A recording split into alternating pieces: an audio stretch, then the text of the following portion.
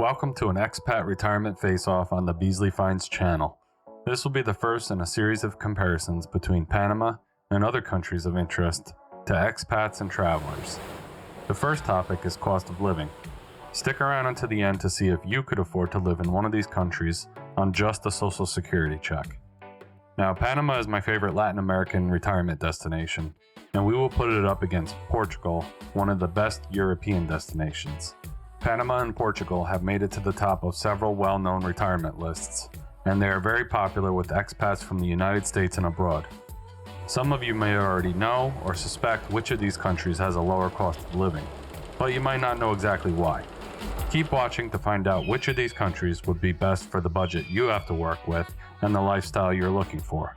And if you enjoy these types of videos, please support a small YouTuber, military veteran, and creator who is trying to get his first 1,000 subscribers. It's always free to subscribe and allows me to keep making videos for you, my most excellent viewer. Clearly, I'm not ashamed to beg and flatter, but without further delay, here is your Panama versus Portugal expat retirement face-off. Geographically speaking, Panama and Portugal are both small countries that are about the size of the small U.S. states of South Carolina and Indiana respectively. Portugal is just a bit larger, but they both have many miles of coastline and abundant places for expats and travelers to find accommodation in. Rentals in Panama are affordable and depend on their proximity to major cities and desirable beachfront areas. In the suburban and rural areas of Panama, you can find some truly affordable homes or places to rent. We're talking $500 a month for a decent place that may even have some furniture. As we move into more developed areas such as the Anton Valley, Playa Coronado, and Panama City, the price differences between rentals in Panama and Portugal become smaller. Even in the nicest parts of Portugal's capital of Lisbon, you can find very good 1 and 2 bedroom apartments between $1,300 and $1,500, which is not much more than you would pay in the nicer parts of Panama City. So you would want to stay on the outskirts of cities or in the rural areas of Panama to find the most affordable digs. But living in the less developed parts of Panama, while cheaper, could present a compromise on things like stable electrical service. On the other hand, even in the rural and more remote parts of Portugal, you are likely to have a reliable power supply. Near the cities of Panama, you will do better, and if you can't deal with minor power interruptions, you could always get a generator. But the weather is great year-round in Panama, so it's not like you can't survive for a few hours without electricity. At least I would hope not. And thanks to the Pan American Highway, driving between the city and suburban areas is relatively easy, so you'll be able to stock up on supplies to deal with occasional power outages. See the link above for my video on traveling in Panama, and check out the one that pops up afterwards about great places in Portugal. Getting back to the video at hand, the apartments in Portugal's cities tend to be quite a bit smaller, and in some cases the buildings are older. This is to be expected considering how much older the cities of Portugal are than Panama's. However, Portugal also has mild year-round weather, and you can spread your living into the outdoor plazas, parks, and beautiful public places that will be within easy walking distance. Panama City, on the other hand, is quite hot year-round, but this could be a plus if hot weather is your thing. And for the prices just mentioned, you could rent a great condo in one of the numerous apartment buildings that feature rooftop swimming pools.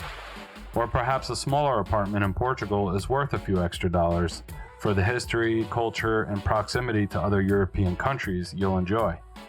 But maybe saving substantial money by living in a rural part of Panama with proximity to a great beach is worth trading for the conveniences of a city.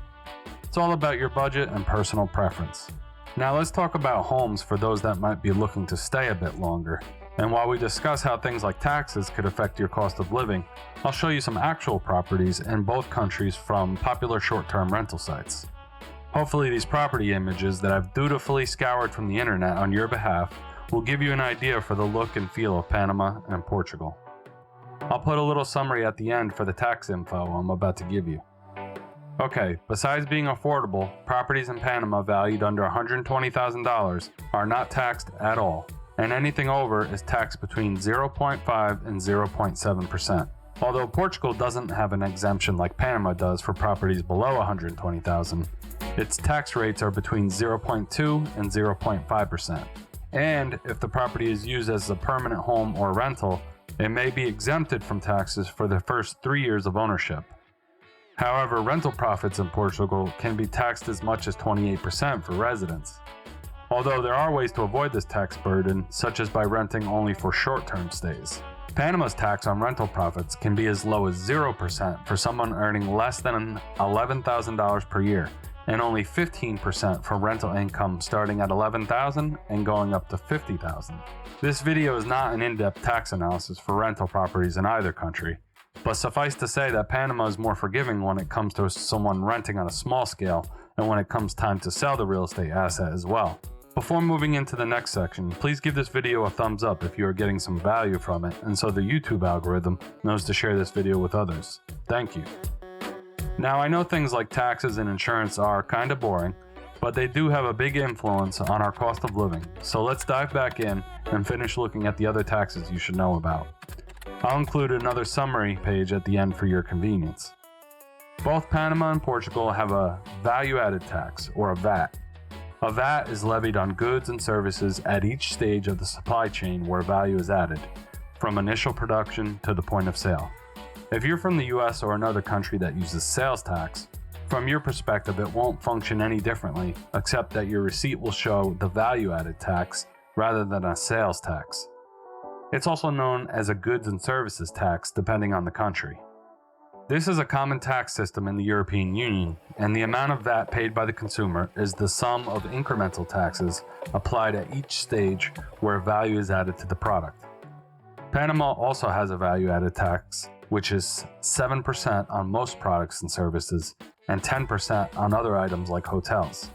However, Panama levies no taxes on income earned abroad, nor does it require you to report that income. This is good news for retirees and expats living on income derived from their native country. Portugal, on the other hand, has a VAT based on categories of goods and services.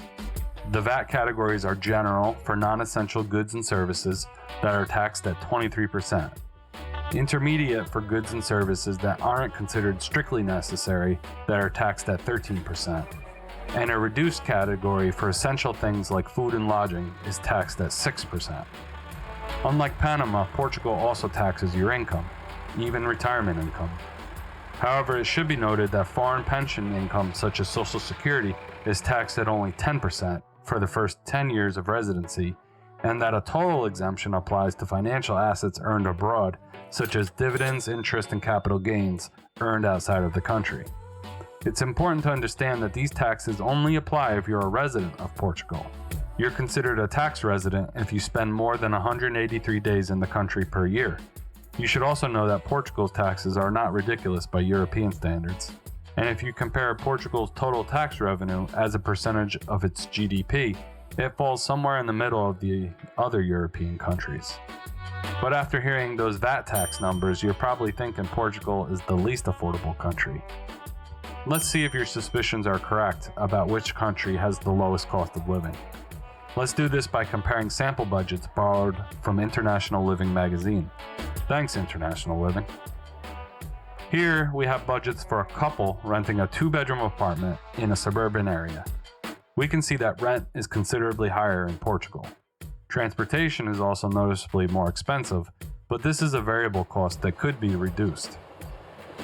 Overall, looking at these estimates, Portugal is about 30% more expensive than Panama. But the difference shrinks when you move into the cities or popular expat areas of Panama, so it all depends on where and how you live.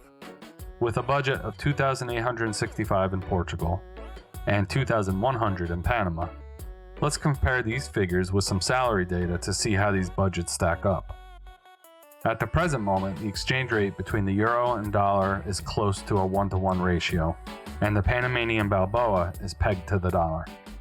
Using numbers from Salary Explorer, we can see that 50% of Panamanians live on a salary of $2,120 or less, and 50% of Portuguese live on $2,640 or less. These numbers seem to match up pretty well with our budgeted amounts, and you would likely be able to have a very decent lifestyle with these amounts of money. If you suspected that Panama has the lower cost of living, then the evidence I've just presented should confirm your suspicions. Part of Panama's affordability stems from the fact that it's still a developing country. but also from its policies regarding expats, and in particular, retirees. The government of Panama treats foreigners with pensions very favorably by not taxing their income, and even offers a special visa just for retirees that comes with discounts like 50% off entertainment, 30% off transportation, including 25% off airline tickets, 50% off weekday hotel stays, and 25% off restaurants, and 20% off of medical bills. Panama is wise to attract foreigners with stable income to their country as a means of investment, but none of these discounts will convince you if you are looking for the old world charm of a city in Portugal where most of the infrastructure is mature and reliable. The good news is that you don't have to commit to either country on a full-time basis, and I encourage you to always first visit for an extended stay. And never make your decision to move to a foreign country based on watching a bunch of YouTube videos.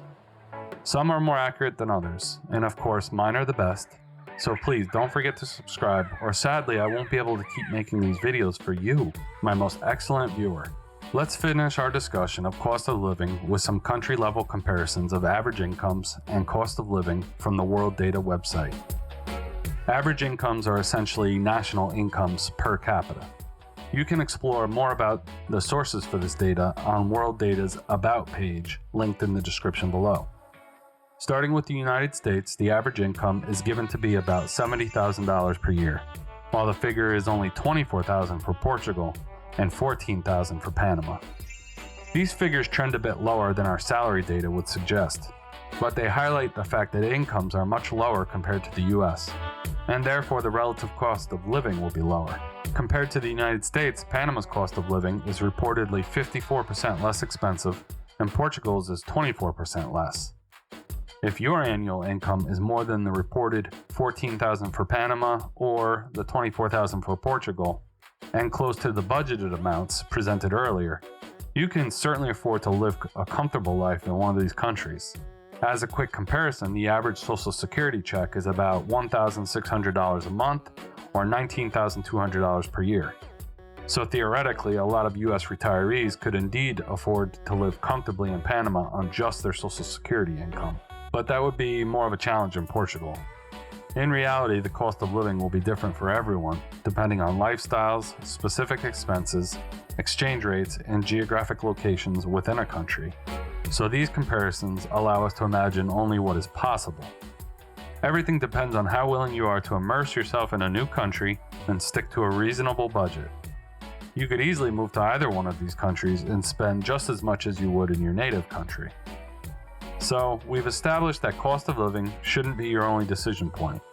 And in the next video, we are going to look closer at some of the other important elements that will contribute to your overall quality of life in a new country.